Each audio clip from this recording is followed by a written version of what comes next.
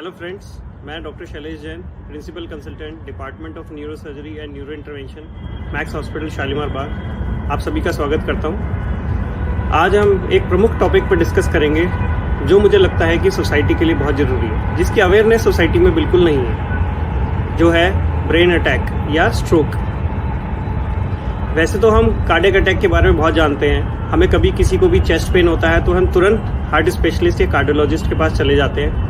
पर कभी हमने सोचा कि ब्रेन अटैक के क्या साइन होते हैं, क्या होता है, और हम उसको वक्त पे किसी न्यूरो स्पेशलिस्ट के पास पहुंच पाते हैं। मैं एक चीज़ कहना चाहूँगा कि विश्व भर में मैंने 2-3 जगह ट्रेनिंग करी है जहाँ पे इसकी अवेयरनेस बहुत है, जहाँ पे टाइम पे ब्रेन अटैक के पेशेंट हॉस्पिटल पहुँचते हैं और जिनका निदान बहुत अच्छी तरह होता है, जिसकी सक्सेस रेट 80-85% तक है।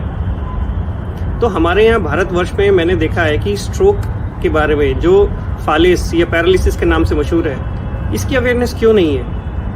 क्योंकि मुझे लगता है लोग इसके लक्षण ही नहीं पहचान पाते कि स्ट्रोक हुआ है हमें कि नहीं हुआ, और अगर हुआ भी है तो हम अपने लोकल डॉक्टर या फैमिली फिजिशियन के पास चले जाते हैं, जो शायद मुझे लगता है वो भी अधिकतर जिनको नॉलेज नहीं है कि ये पैरालिसिस हुआ है या नहीं हुआ है। तो मैं एक चीज़ इस जरिए से कहना चाहूँगा कि ब्रेन अटैक क्यों होता है। ब्रेन अटैक का मतलब है जब हमारी खून की नसें या धमनियों में कोई क्लॉट या ब्लॉक कर दे उसको, जिससे हमारा वो खून का संचार उस ब्रेन के हिस्से में नहीं पहुंच पाता। तो वो ब्रेन का हिस्सा जो हमारा काम कर रहा होता है, चाहे वो किसी हिस्सा हो, बोलने का केंद्र हो, हाथ पैर चलाने का हो, आंखों की देखने की रोशनी का हो, या हाथ पैर की झंझनाहट सुनपन का हो, अगर वो कोई भी हिस्से में क्लॉट जाके ब्लॉक कर देता है तो वो हमारे उस हिस्से को सप्लाई नहीं जाएगी, तो वो हमारा फंक्शंस काम करना बंद कर देता है। तो मैं इस जरिए से ये कहना चाहता हूँ कि ये जितना हार्ट अटैक इम्पॉर्टेंट है, उतना ही ब्रेन स्ट्रोक के अवेयरनेस के बारे में ज़रूरी जानकारी रखना बहुत ज़रूरी है। इस वीडियो के माध्यम से मैं चाहूँगा पूरी सोसाइटी में अवेयरनेस हो, मैक्सिमम से मैक्सिमम लोग देखें, समझें कि स्ट्रोक के लक्षण क्या होते हैं। जैसे कि देखा गया है कि ब्रेन स्ट्रोक 3 प्रमुख कारणों में पूरे विश्व में कहूँ डेथ के बहुत 3rd नंबर पे कॉमन कॉज आता है।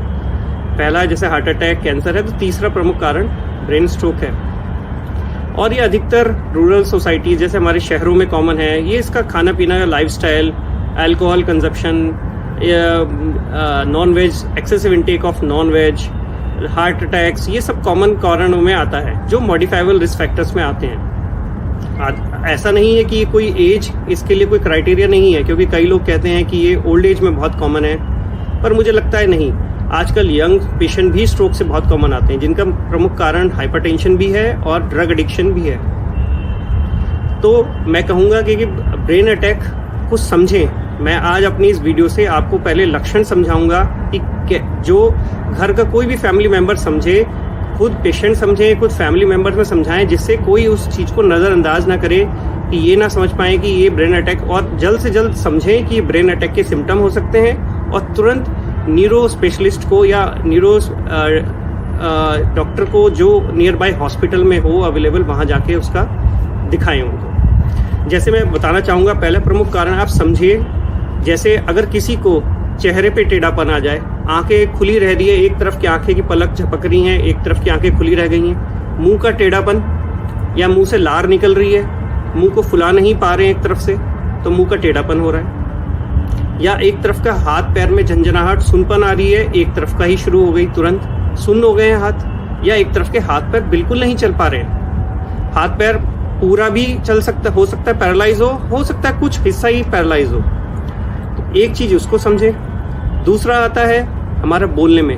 अगर कोई कहे कि हमें बोलने में दिक्कत हो रही है, या हमारी जुबान लड़खड़ा रही है, या हम बोल नहीं पा रहे हैं ढंग से, कुछ अटक अटक के बोल रहे हैं, ये भी एक पैरालिसिस का सिम्टम हो सकता है। तीसरा है जैसे हम कहें कि आंख से देखने में, कोई कहे कि मुझे आधी आंख से दिख नहीं रहा है, आधा कुछ चीजें काली काली नजर आ रही हैं, कोई चीज समझ में नहीं आ रही।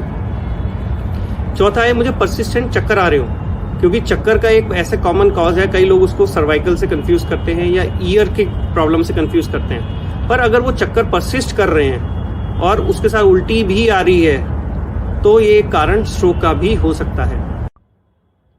अच्छा, कई बार हमने देखा है मिनी स्ट्रोक्स भी होते हैं, मिनी स्ट्रोक जिसको हम TIA बोलते हैं, ट्रांजिएंट इश्केमिक अटैक। तो कई बार क्या होता है कि ये कुछ क्लॉट या कोलेस्ट्रॉल के पार्टिकल नस में जाके ब्लॉक करते हैं, तो हमें सिम्टम्स जो आते हैं, लक्षण आते हैं, वो कुछ मिनट के लिए आते हैं और फिर वो निकल जाते हैं आगे, तो हमारे सिम्टम रिकवर कर जाते हैं। जैसे हम आए कि हम कभी अखबार पढ़ते पढ़ते हमें कुछ चीज़ें दिखी नहीं और हमें लगा कि ये तो कोई बात नहीं, आके हमने मस ली और ठीक हो गया, या हमें थोड़ी देर के लिए हाथ में झंझनाहट आई या हल्का सा पैरालिसिस लगा जो कुछ मिनट या 1 घंटे के अंदर रिकवर भी कर गया। तो लोग ये समझते नहीं है, लोगों को लगता है ये कुछ देर के लिए हम ऐसे टेढ़े मेढ़े बैठ गए, खाने पीने की कमी है, उसको हमें पहचानना जरूरी है।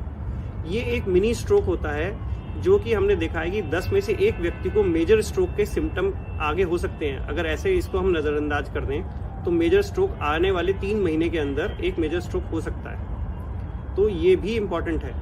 तो जिस तरीके से हम कार्डियक के लिए बहुत अवेयर हैं, मैं बार बार कहूँगा कि कार्डियोलॉजी या हार्ट अटैक के लिए जितने हम अवेयर रहते हैं, हमें थोड़ा सा भी चेस्ट पेन होता है, चाहे वो गैस का ही पेन हो, तब भी हम सीधा हार्ट स्पेशलिस्ट के पास चले जाते हैं कि देखने के लिए कि हमें हार्ट अटैक तो नहीं हो गया। तो मैं ये चाहूँगा पूरे फैमिली मेम्बर्स को कि सब लोग ये इस वीडियो के ज़रिए समझें कि लक्षण क्या हैं। ये छोटी चीज़ें को भी लक्षण समझें, बिकॉज स्ट्रोक में टाइम की बहुत वैल्यू है। क्योंकि जैसे जैसे वक्त निकलता जाता है नस ब्लॉकेज के बाद, उतने हमारे ब्रेन के सेल डिस्ट्रॉय होते चले जाते हैं और ब्रेन में रीजनरेशन मतलब दोबारा सेल की बनने की क्षमता नहीं होती। जो एक बार परमानेंट डैमेज हो जाए तो ब्रेन में वो परमानेंट डैमेज बन जाता है। तो वक्त की इम्पोर्टेंट है। वक्त मतलब हमारे जैसे हम लक्षण पहचाने, हम तुरंत न्यूरो स्पेशलिस्ट को दिखाएं। उस केसेस में कई बार हम CT स्कैन MRI करके देखते हैं और उसका निदान करते हैं। कई बार हम टाइम पे पहुंचते हैं, जैसे 4.5 घंटे के अंदर पहुंचते हैं, तो हम खून पतला करने की दवाई भी दे सकते हैं जिससे क्लॉट घुल सकता है। या फिर हम न्यूरो इंटरवेंशन, जिसमें हम कहते हैं खून के रास्ते से जाकर हम एक स्टेंट के रास्ते या एस्पिरेशन कैथेटर के रास्ते जाकर हम उस क्लॉट को खींच के बाहर निकाल लेते हैं और जिससे 80-85% रिकवरी हो जाती है। तो लक्षण पहचाने तो निदान इम्पोर्टेंट है।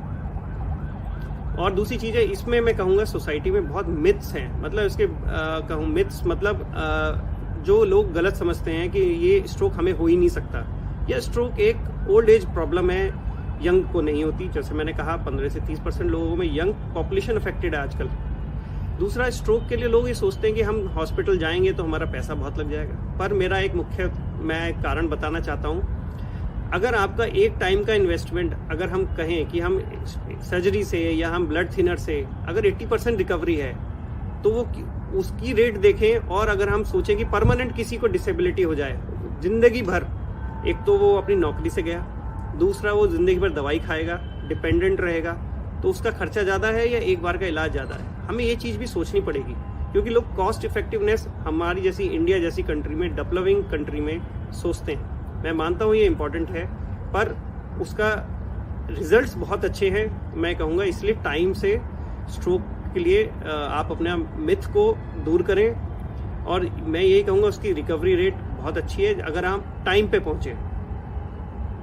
तो मैं इस वीडियो के ज़रिए आज केवल लक्षण के ऊपर ही इम्पोर्टेंट स्ट्रेस देना चाहता हूँ। नेक्स्ट वीडियो में मैं डिस्कस करूँगा इसका इलाज कैसा है, क्या करना चाहिए हमें। पर इसके लिए मैं चाहूँगा कि आप सब लोगों से प्रार्थना है, मेरे ख्याल से एक मैसेज एक सोसाइटी में जाना चाहिए कि आप लोग स्ट्रोक को कैसे पहचानें और एक डेडिकेटेड न्यूरो सेंटर में तुरंत पहुँचें, rather than going to a local doctor जहाँ पे आप अपनी टाइम वेस्ट करेंगे। धन्यवाद।